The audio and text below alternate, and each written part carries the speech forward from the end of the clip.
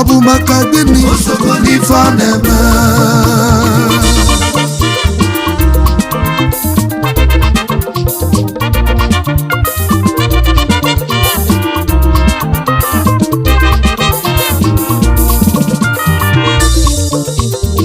yes sir Sunday obodo ekwetego nọ na-eme Igbo na-abịa m ọzọ ebube je awụchie n'ọgbọ egwu ọma ka mbụ bịa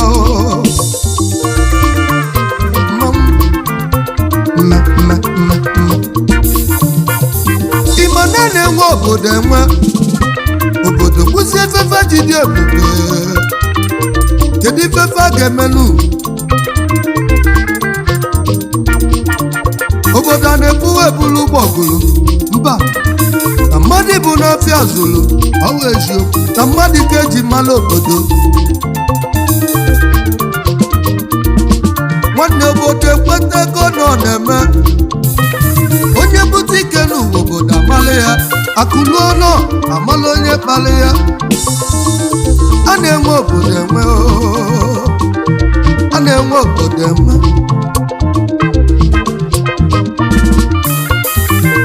ije ego n'ọdị n'ogwu onye ni obi ọbụlụ dike onye ụjọ dị eburu mmanwụ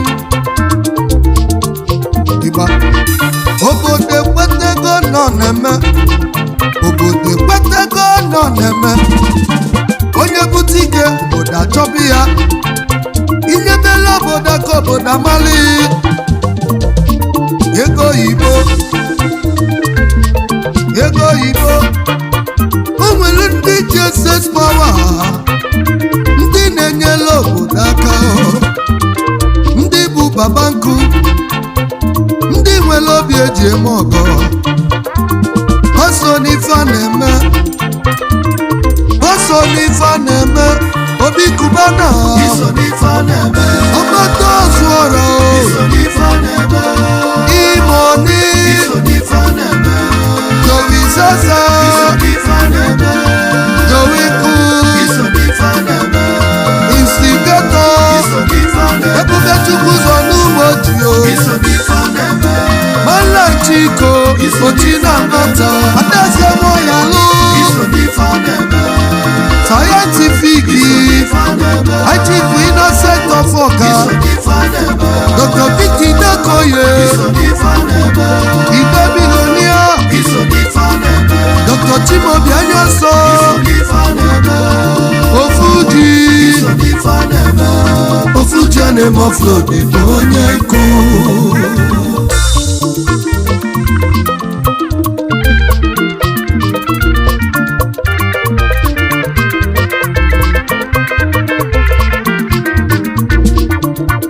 obodo mụta nwa balulu onye ọbụla na-enwe aṅụli ka njeke na ọgaranya so n'ife a na-eme Chief Dr. Chimobi Desmond Anyanso onye nkụ Ofuji a na-eme offload SS Power ọgaranya n'ịga dị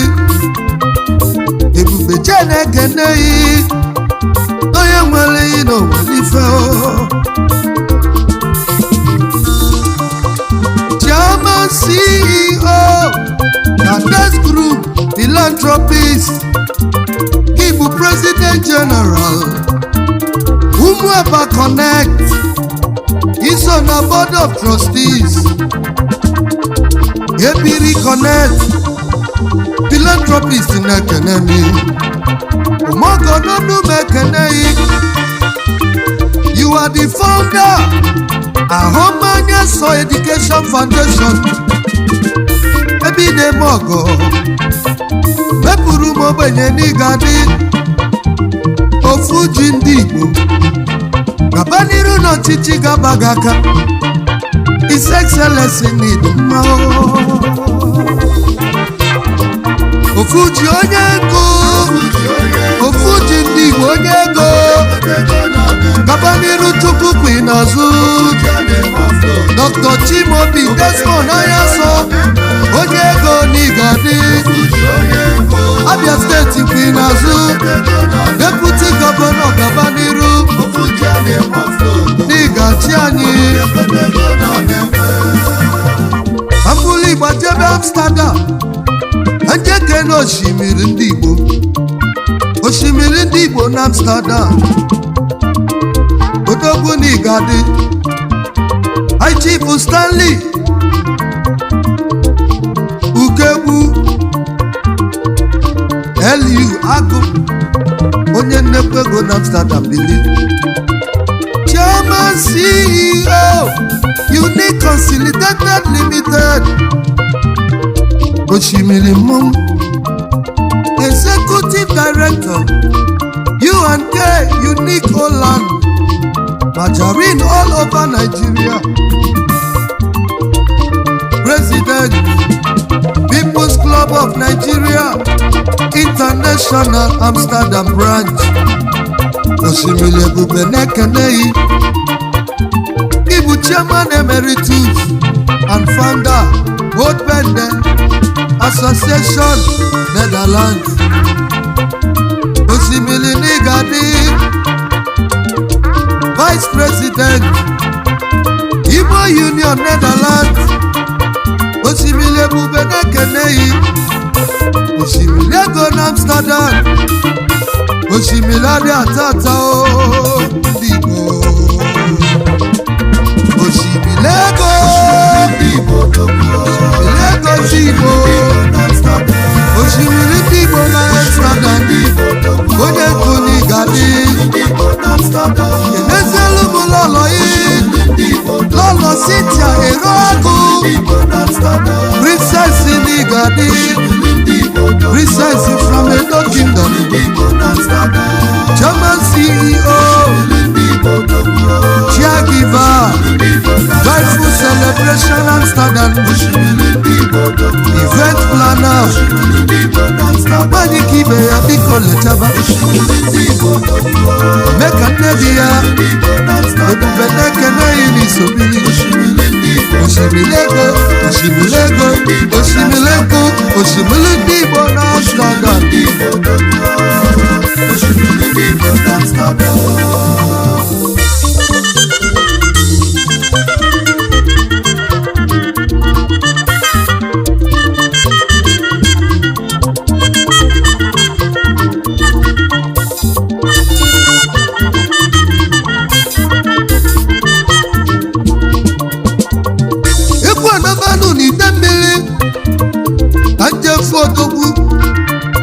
Ogidi nwelu ka mbi gbajebe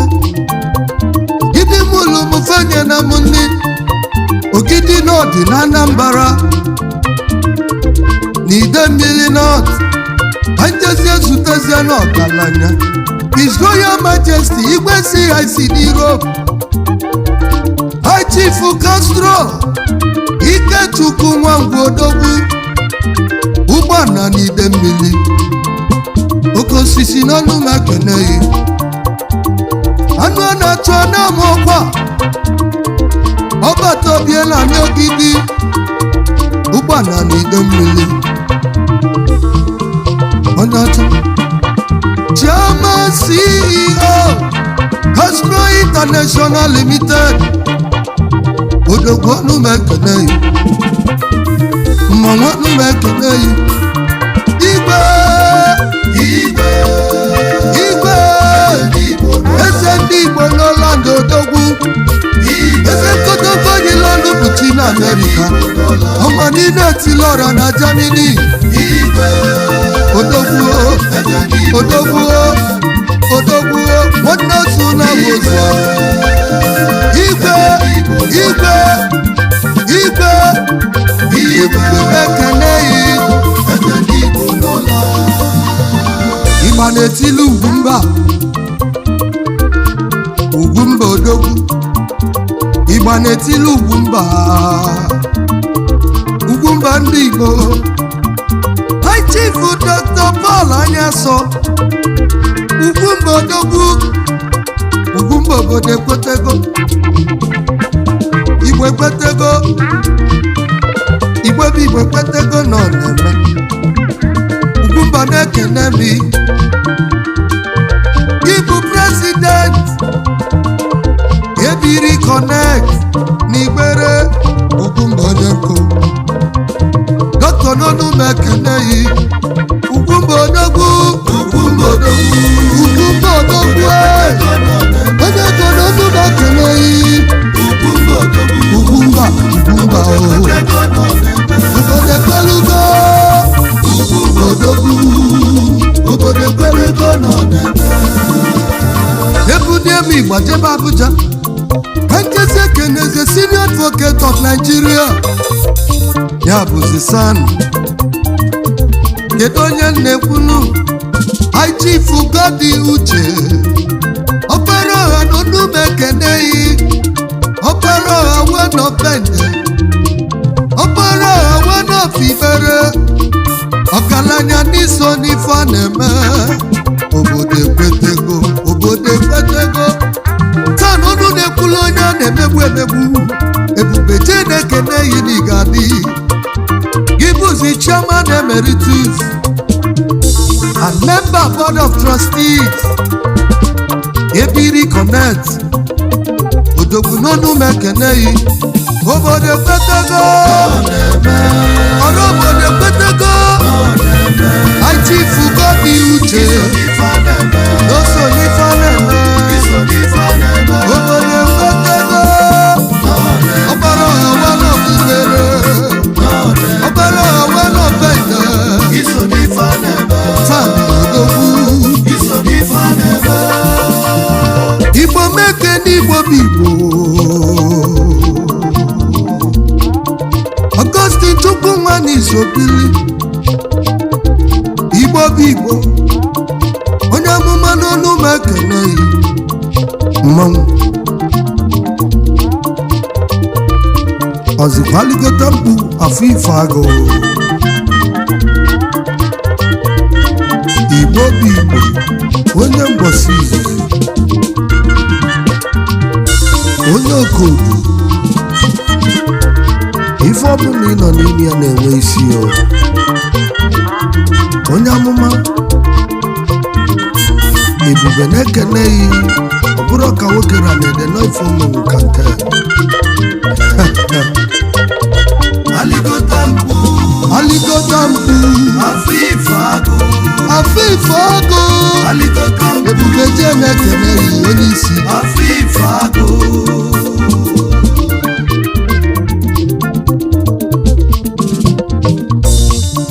High Chief Engineer Nwakwe Ukegwu Ojegbazoku mmọnwụ Ojegbazoku na bende Onu m ekeneyi ife ji mala odogwu omume ka eji mala odogwu Ojegbe ife onye menwu kantel Onu m ekeneyi Member Board of Trustees Ebiri Connect Ojegbazoku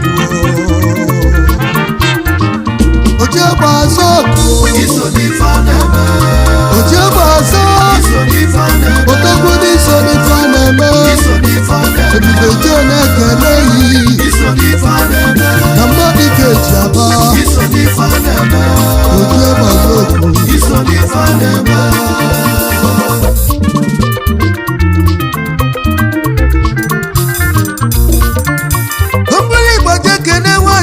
ibi ya na nwaanyị na nwaanyị rabụ n'ọnụ anje kene di nwaanyị elegansi nwaanyị Lady Barrister Ngozi Ekoma nwaanyị ọma ada biko lechaba ada nwere obi eji eme ọgọ inwe ego ị ga-enwe ego ka Ngozi ime mma ị ga-amalụ mma ka Ngozi ada n'ide m nsọ enyi nwaanyị bili Managing Director and Chief Executive Officer Nobel Oil and Gas Ebube na-ekeneghị ada dị ọra mma biko lechaba adịgbere biko lechaba n'iwere ya ada lechaba adịgbere lechaba ada dị ọra mma ada nwere obi eji eme ọgọ Chief Sam Eke ọgaranya ọkaibe n'Igadi ọkaibe odogwu n'onu mekeneghị Honorable Nisobili Honorable Scribe Ebiri Connect ọkaibe n'iso n'ife a na-eme ọkaibe odogwu ọkaibe n'iso n'ife a na-alụ Ebube Jenekeneghị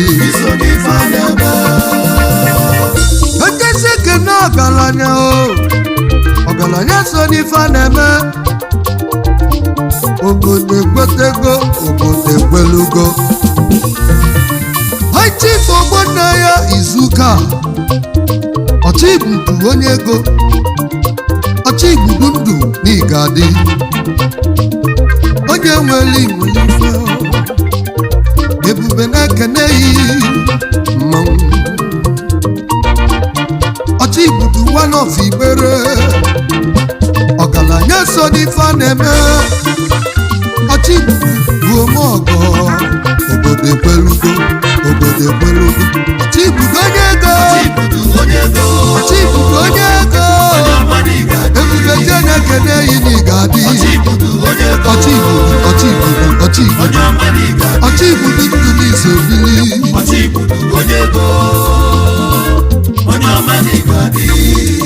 Igbo mekeneze Chief Kisili onye chere anya asọ eze mba na-abụ onye nkụ eze mba na-abụ one of Igbere ọgaranya nwere obi sali odogwu Ebube Jenekeneghị omogo n'Igadi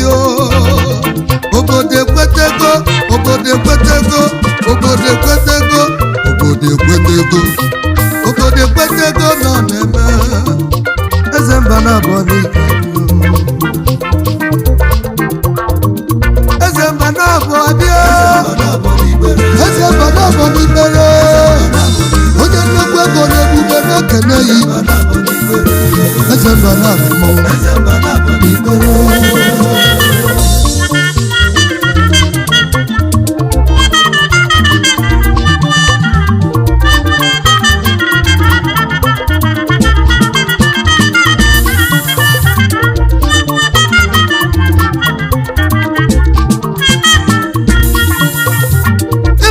Igbadeke n'odogwu Chief Elder Agụyu Agụ Osimiri one of Igbere Osimiri Bililu Osimiri Olumekeneghị Agụyu Agụ onye nkụ n'Isobili ọ na-abala agụ bụ n'azụ agụ anya fụla agụ ga-agba ọsọ agụ adị ata afịfị ya kenelu m agụ onye fụla agụ ga-agbalịla ọsọ maka na agụ adị eyi agụ Igbere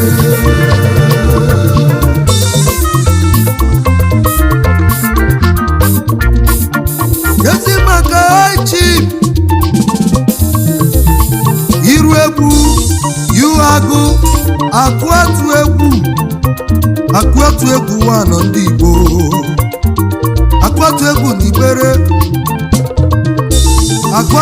onye ego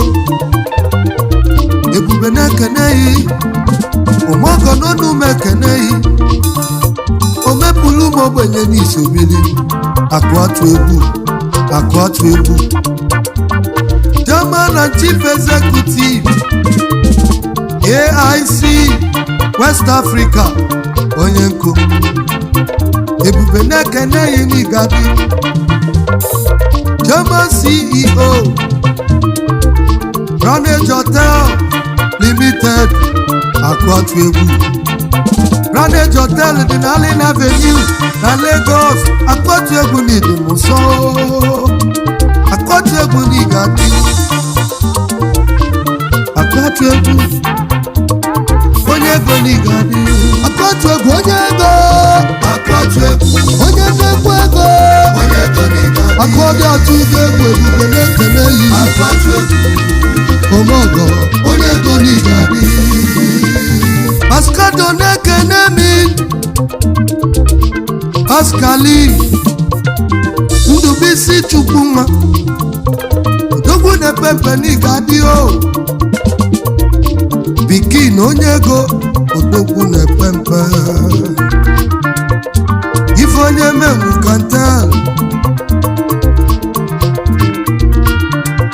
ọ bụrụ ka nwoke ra na-enenu ife omenwu kantel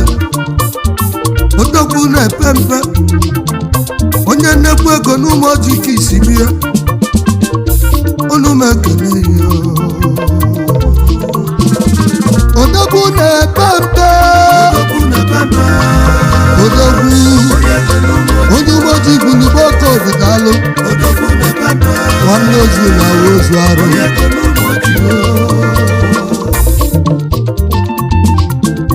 anyị ejezie kenezia Kalistus ihe mene n'oge elu na mgbe isi bịa ụda akpa agụ onye mmemme n'ọnụ m ekeneghị Kalistus ihe mene n'oge elu ụda akpa agụ n'ọnụ n'Igadi na mgbe isi bịa onye mmemme na-Ebube na-ekeneghị obodo ekwelugo onye mmemme udo bụ ọgụ n'ọnụ onye mmemme na-Ebube na-ekeneghị udo bụ agụ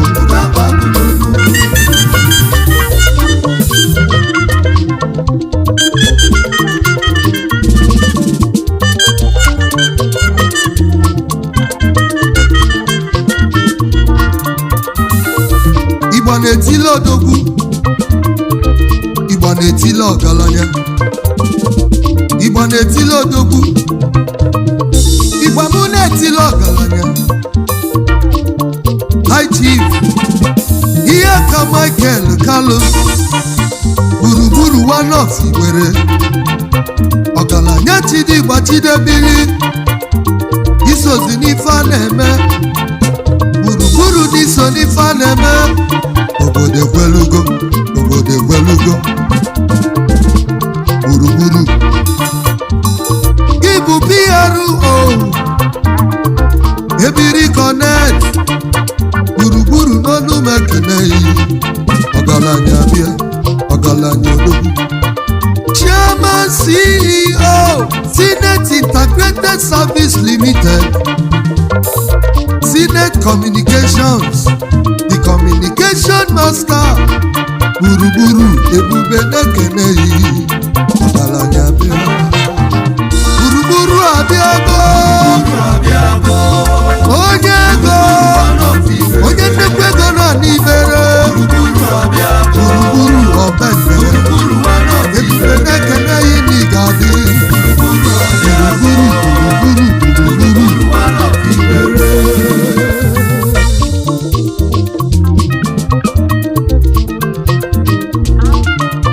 Kambuli Igbo jebe Ụmụleri ejezutezie chocho High Chief Chidozie Anieloka kenga n'Ụmụleri ka isi bịa ofu onye n'Ụmụleri onye nkụ obodo ekwelugo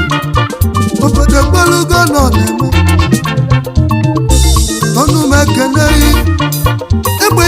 n'aka n'ụmụleri odogwu onye ka unu isobi ike ga-abịa egbe je n'aka n'ụmụleri ike ga na-ebube na-ekele ya onye nnekwu ego n'ụmụleri ka isi bịa